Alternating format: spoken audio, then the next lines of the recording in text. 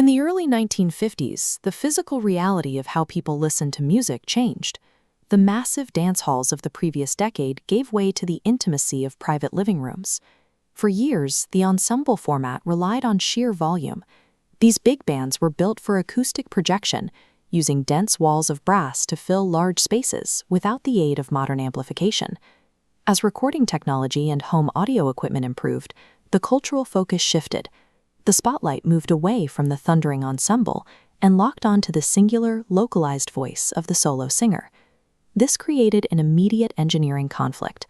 Traditional arrangements were designed to play over the singer, not with them. In this existing framework, a single human voice was easily swallowed by the band. Addressing this required more than a simple volume adjustment. The entire structure of orchestral accompaniment had to be rebuilt from the ground up to prevent the instruments from competing with the soloist. Nelson Riddle was the architect who engineered the solution to this problem, creating a new structural standard for vocal accompaniment. His objective was the construction of an acoustic environment that isolated and protected the vocalist through precise musical arrangement. He developed and refined these methods within the studios of the Capitol Records building, turning them into a repeatable recording science. Riddle achieved this by manipulating 4 specific parameters: the choice of instruments, their placement in the audio spectrum, the movement of the melody, and the pacing of the volume. These manipulations established the orchestra as a foundational support system, removing the need for the vocalist to fight against the weight of the ensemble. In the 1940s, accompaniment relied heavily on the piercing quality of high-attack brass. These frequencies are naturally sharp and attention-grabbing.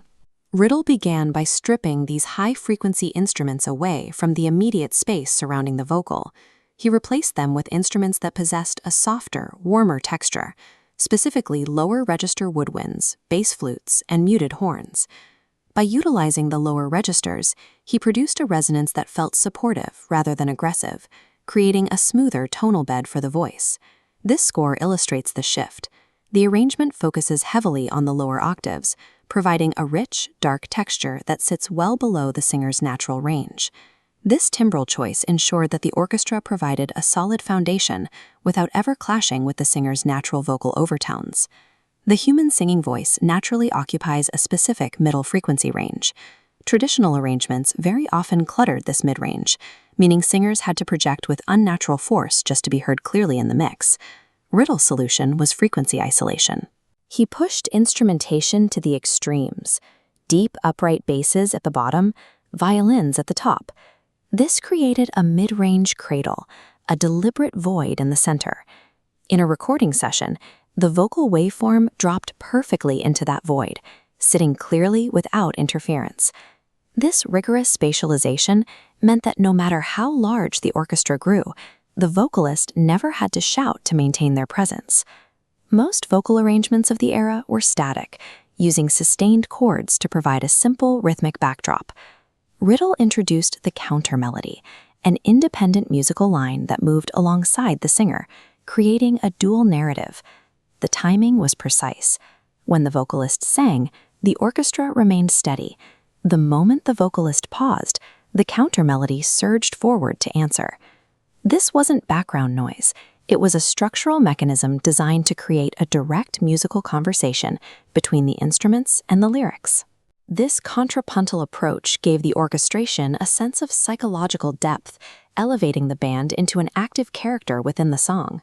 These technical sessions with Frank Sinatra became the primary testing ground for Riddle's final parameter, dynamic pacing.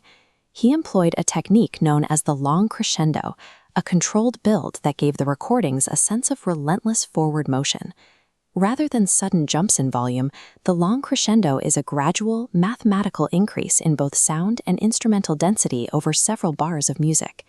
This momentum creates a physical sensation of drive, pulling the listener forward and increasing the emotional stakes of the performance.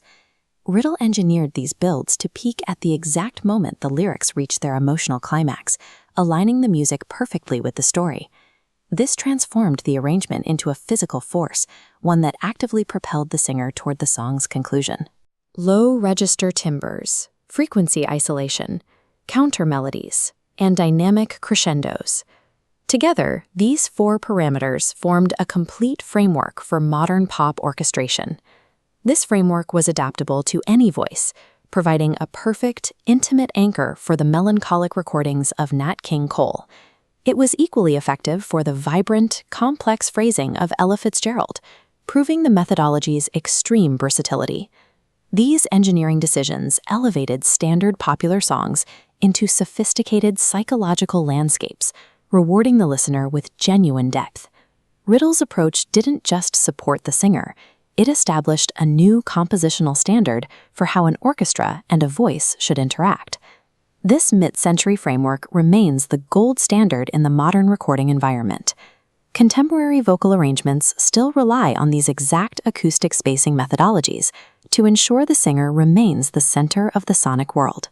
Anytime a vocal arrangement feels timeless, grand, or perfectly balanced, you are hearing the legacy of this specific frequency separation.